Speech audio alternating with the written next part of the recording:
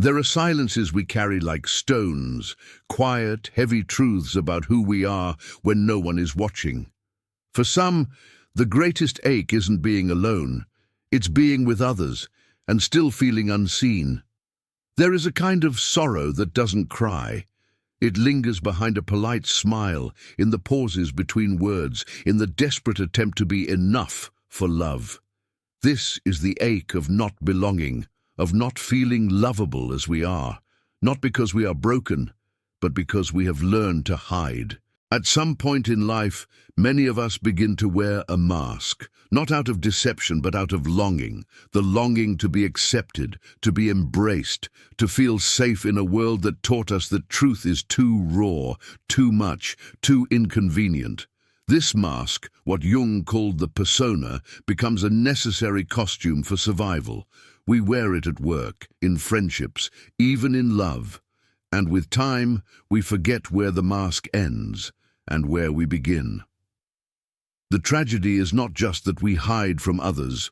It's that in doing so, we begin to hide from ourselves. We become strangers to our own soul.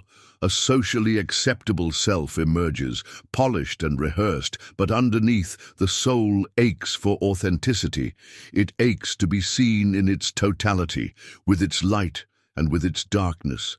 Because love, true love, does not grow in the light alone. It is born in the darkness too. It is forged in the honest places, the ones we're afraid to show. Jung wrote, "One does not become enlightened by imagining figures of light, but by making the darkness conscious." This darkness isn't evil. It's simply everything we've exiled. Our fear, our desire, our grief, our need, our longing, our forgotten voice. And yet, even as we yearn for love, we often betray ourselves to receive it. We abandon the parts of us that don't fit the mold. We smooth our edges. We silence our truths. We overperform, overgive, overadapt, until the love we receive no longer feels like love at all. It feels like emptiness, wearing a mask of affection. This is the paradox. The more we seek to be loved by who we are not, the further we drift from who we truly are. And no matter how much love comes, it doesn't land, it doesn't reach, because it's not touching the real us. It's kissing the surface, not the soul. James Hillman reminds us, love is not a reward for being agreeable. It is not a trophy for social performance. It is a sacred recognition, a soul-to-soul seeing, and it requires wholeness, not perfection, but wholeness. The kind of love that heals is the one that says, "I see your wound, and I don't turn away." So perhaps the real question isn't, how can I be loved? But rather, am I willing to be seen, fully seen, even in my shadow? Because the love that transforms begins there. Sometimes the deepest kind of loneliness is not when no one is around, but when you are surrounded and still no one sees you. Or worse, when they see only the version of you that you've curated for survival. That carefully assembled self, the polite self, the one that learned how to behave, how to earn affection, how to be what others need, even when that means abandoning who you really are. This is the trap of the persona. It is the mask we wear to be loved, and yet it becomes the very thing that prevents us from being truly touched. We learn to trade our essence for connection, but this connection is fragile. It is hollow, because it does not reach the truth of our being. It only touches the surface of the image. What happens then when someone says, "I love you"? But you know, deep inside, they are loving a version of you that isn't entirely real. At first, it might feel like warmth, validation, safety.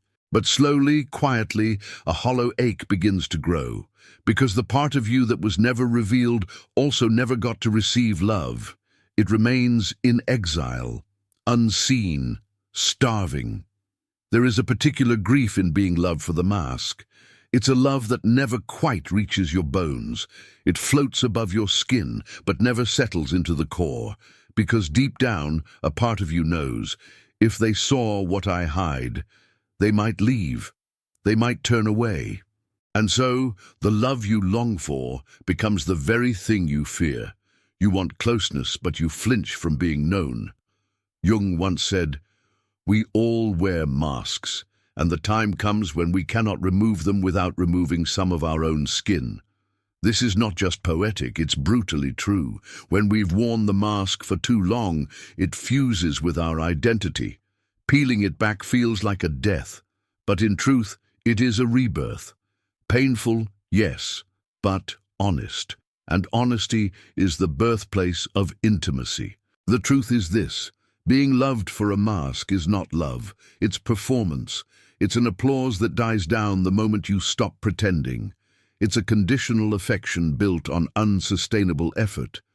But to be loved for who you are, in your rawness, in your silence, in your contradictions, that is sacred. That is the kind of love that stays even when the performance ends.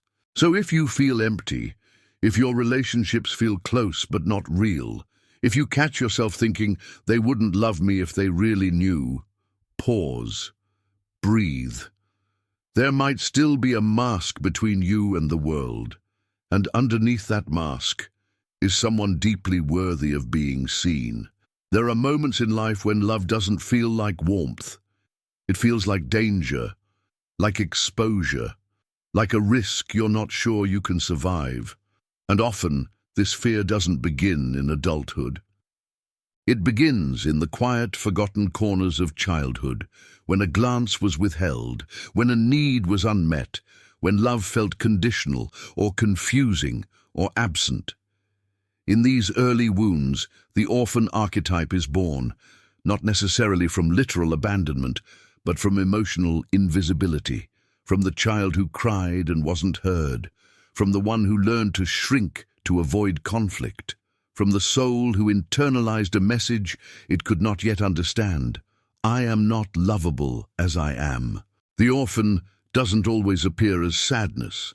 Sometimes it shows up as perfectionism, as overachievement, as the deep belief that love must be earned, that you must work for worth, that if you just become good enough, kind enough, pleasing enough, maybe someone will stay. But this pursuit is endless, because it is built on a lie, the lie that you were ever unworthy to begin with.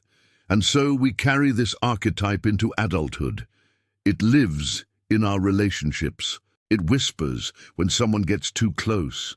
It trembles when affection feels too real. It sabotages when love begins to soften us, because part of us still believes that if we're truly seen, we'll be left. Again. The symbols of the orphan are quiet but powerful. The silence that stretches between messages, the ache of not being chosen, the fatigue of always giving more than you receive, the loneliness that lives inside even when your bed is not empty. But here's the truth that often remains hidden. This inner orphan is not here to be fixed. It is here to be heard, not to be silenced with affirmations or masked with distractions, but to be recognized as a part of your story, a part that once protected you, a part that tried in the only way it knew to keep you safe. And in that recognition, something sacred happens. You stop running. You stop pretending. You sit beside the orphan in your heart, and you listen.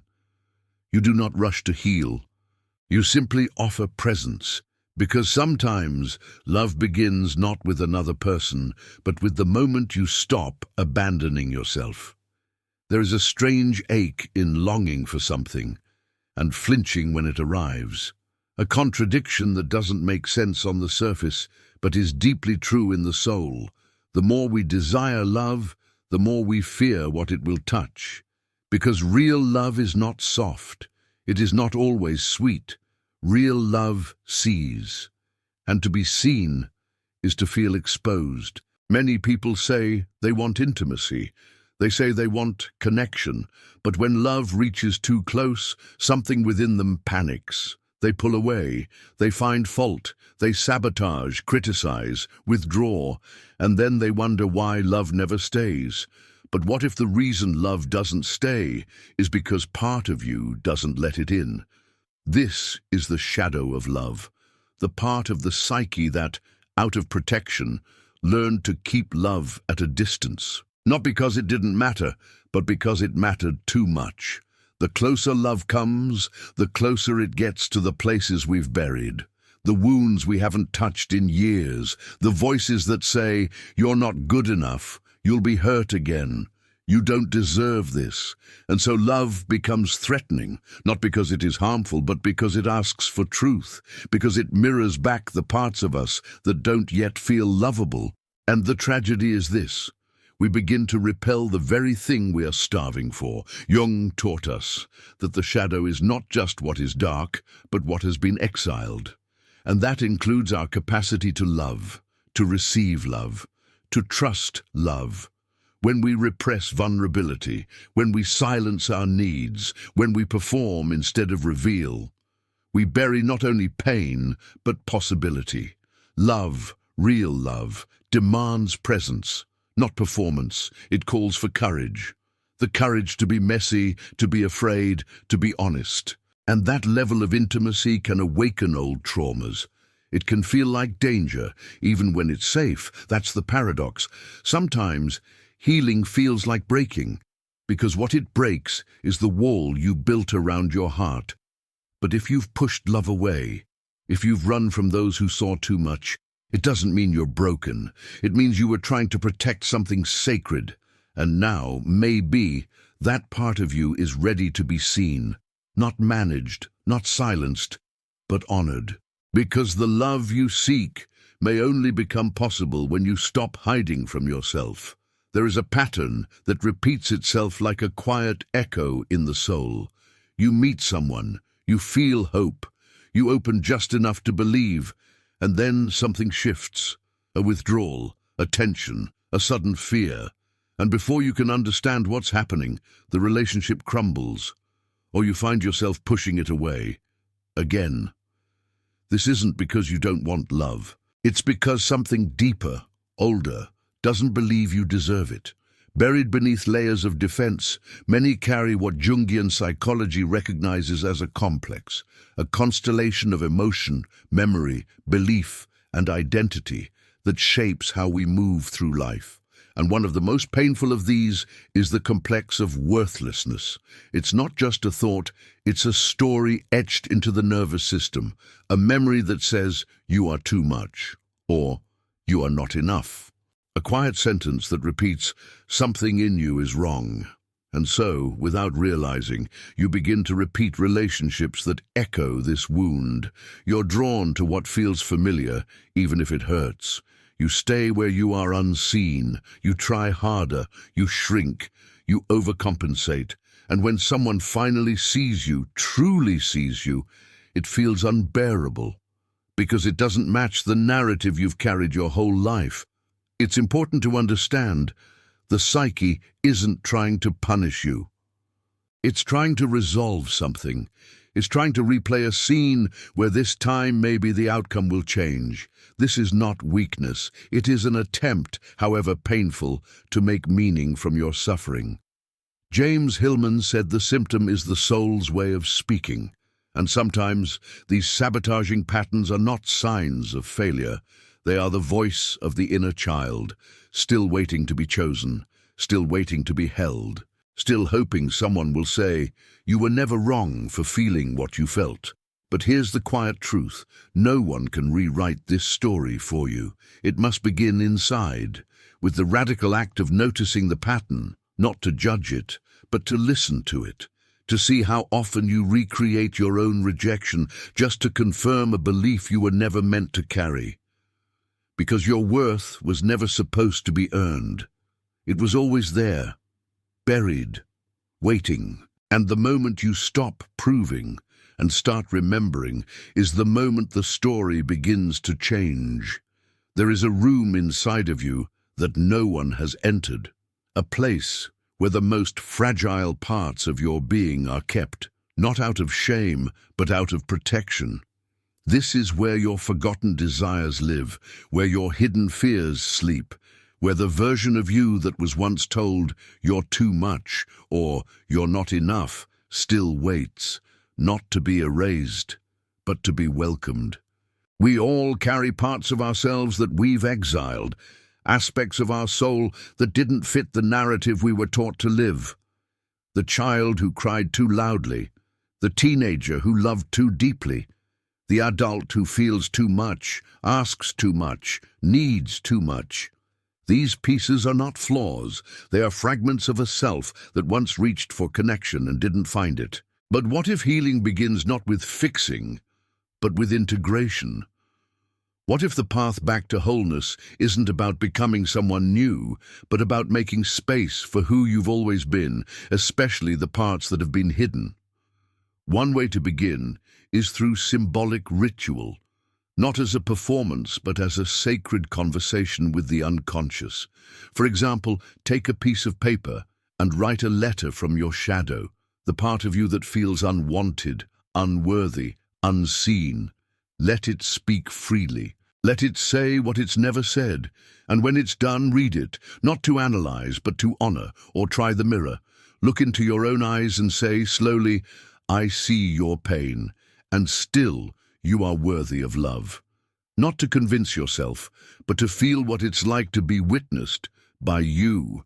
And if you feel called, create a small altar, not religious, symbolic. Gather objects that represent the parts of you you've hidden.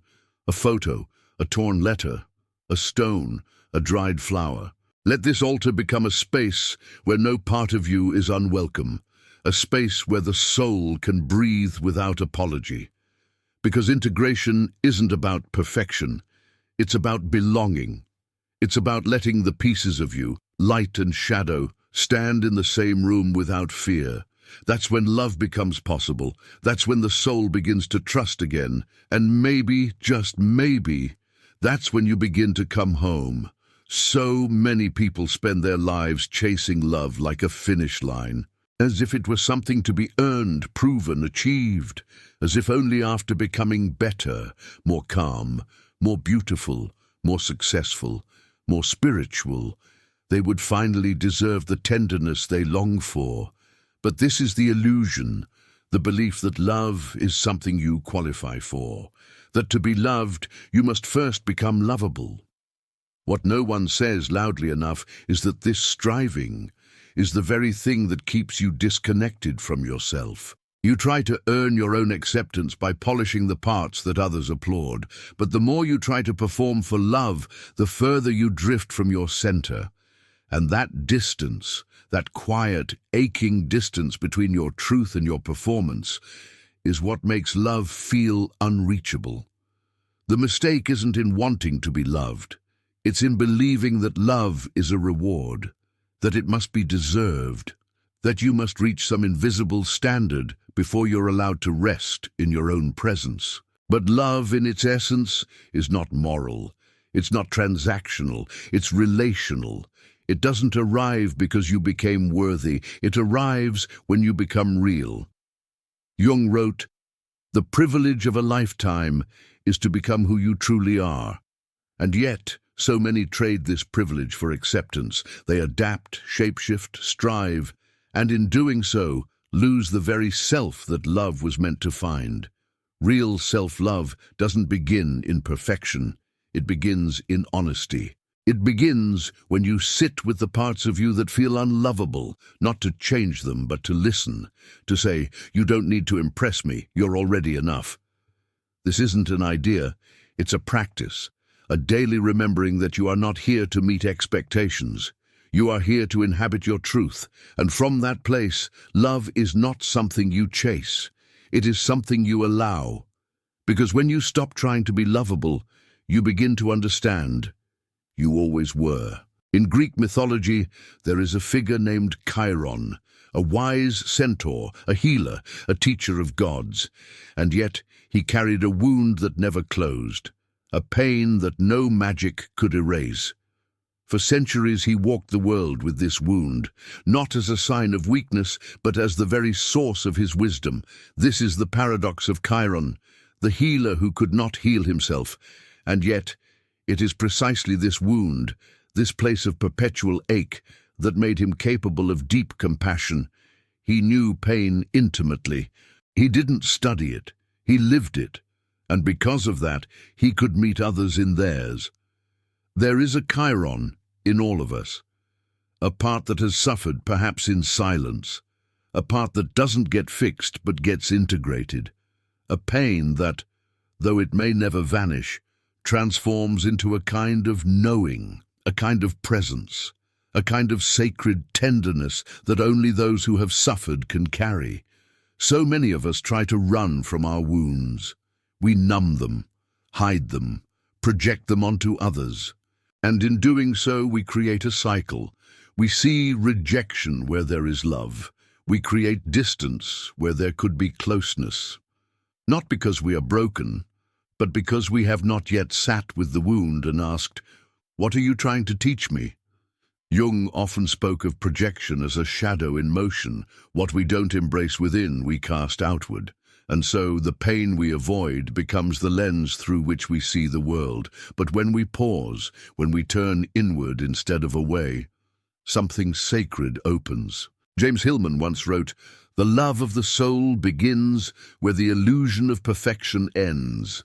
This is what Chiron teaches us, that it is not in the absence of pain that love is born, but in the honest holding of it.